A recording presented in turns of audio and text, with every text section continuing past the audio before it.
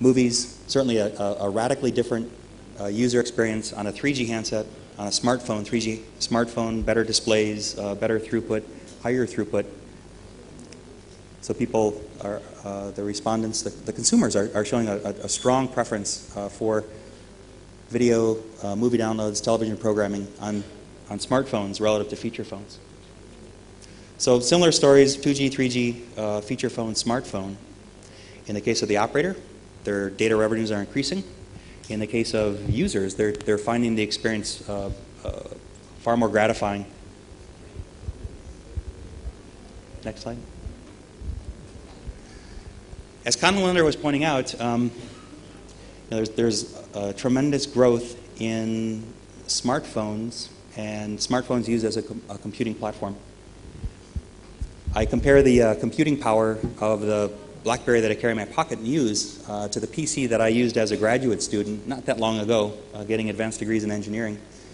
And my smartphone, the CPU on my smartphone is an order of magnitude faster than the PC that I used during the time that I was getting a graduate degree.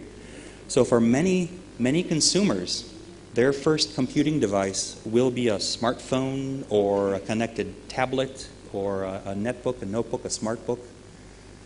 So the smartphone category is quickly surpassing even the PC category in terms of the mobile computing. So this total PC this total PC category here includes desktops and netbooks and notebooks. And you can see that in about 2 years, the number of smartphones will actually exceed that total number of PCs.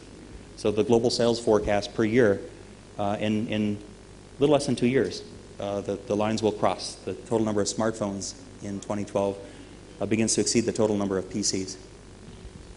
The growth rate obviously is very high, 26% cumulative annual growth rate, and that's more than double the growth rate of PCs. And again, the smartphones are projected to be almost 40% of the market by the year 2014. So very strong story with regard to mobile computing and the role that smartphones will play for many consumers who will use that smartphone as their first computer. Also driving this explosive growth of 3G and 3G data usage is the tremendous variety of devices that are available today. And again, think back to that auction 10 years ago when 190 billion US dollars were spent in Europe. Not a single one of these 3G devices existed. So everything from a USB dongle, smartphones, tablets, the Amazon Kindle. Just last week in the news, it was reported that the number of electronic books downloaded on Kindle exceeded the number of physical paperback books sold by Amazon. It's not hard to imagine that within some number of years, maybe this generation, next generation, school children will carry the equivalent of an electronic book to school versus a day pack filled with their physical books. Every form factor imaginable, QWERTY keyboards, netbooks, smart books, tablets, so a broad array of devices available to consumers. Next slide, please. Not only are the form factors very different from even 3, 4, 5 years ago, but the experience itself is quite radically different. New generation of low-power processors, the Snapdragon processor family from Qualcomm, first to demonstrate 1 gigahertz clock rates at less than 500 milliwatts in the 65-nanometer process node, going to less than 350 milliwatts in the 45. So very low energy, low power processing at clock rates of a gigahertz and going to 2 gigahertz and single processor, dual processor, and a complex of processors.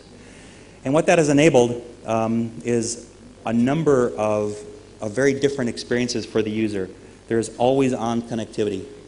Because the processor is low power, the connectivity is low power, it's possible to keep these devices powered on.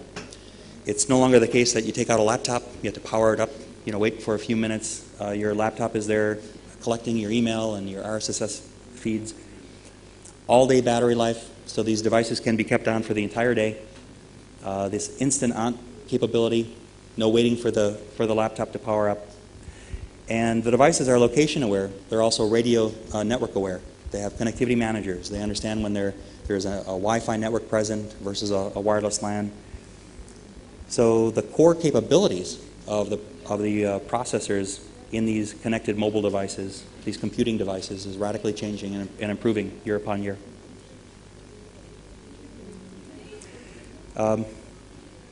So perhaps a nerdy engineering slide, but really showing the progression, the evolution of the data networks, beginning with CDMA 2000 1X. 1X continues to evolve to 1X Advanced, so simultaneous 1X voice and EVDO data, as well as much higher spectral efficiency for voice calls. In the case of EVDO Rev A, I mentioned the number of operators that are going from Rev 0 to Rev A and beyond, Rev B, DO Advanced. It's a bit dangerous to begin to predict when the roadmaps will begin to fizzle. I think they'll just continue to advance. In the case of WCDMA, beginning with release 99, HSDPA, HSUPA, HSPA Plus. So Qualcomm is involved in all the standards bodies developing the roadmaps for both WCDMA and CDMA 2000. And of course, sandwiched between the two, EVDO and WCDMA, is LTE. So 3G today, LTE tomorrow. As these physical air technologies advance, these air interfaces, of course the motivation is to provide higher data rates and higher data throughput at ever-increasing spectral efficiency. Next slide, please.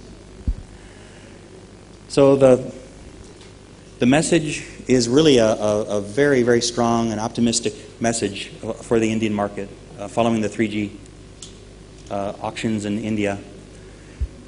A growing and very robust, expanding EVDO ecosystem, 500,000 CDMA subs today, 160 million of which are on EVDO, already 30 million on Rev A, and that number continues to grow. 310 CDMA operators, 115 EVDO, 80 Rev A, at least one Rev B, and I think this number is, again, these are from the published data, so there are advancements even in this. And it's the number of devices, the CDMA 2000 devices that have been launched is just staggering. So over 2,000 of these devices for CDMA 2000, including 550 for EVDO. So again, compare historically where Europe was 10 years ago, buying $190 billion worth of spectrum without a single UMTS device. Today, over 2,000 CDMA devices in the marketplace. So very exciting story. Next slide. Similar for HSPA, over 500,000 WCDMA subs, about half of those on HSPA, so enjoying the higher data rates. And here again, over 2,000 HSPA devices in the marketplace already. So again, very exciting time to be in India, following the auctions, and look forward to being a part of the continued growth, the strong growth, and the success in the India marketplace. Thank you.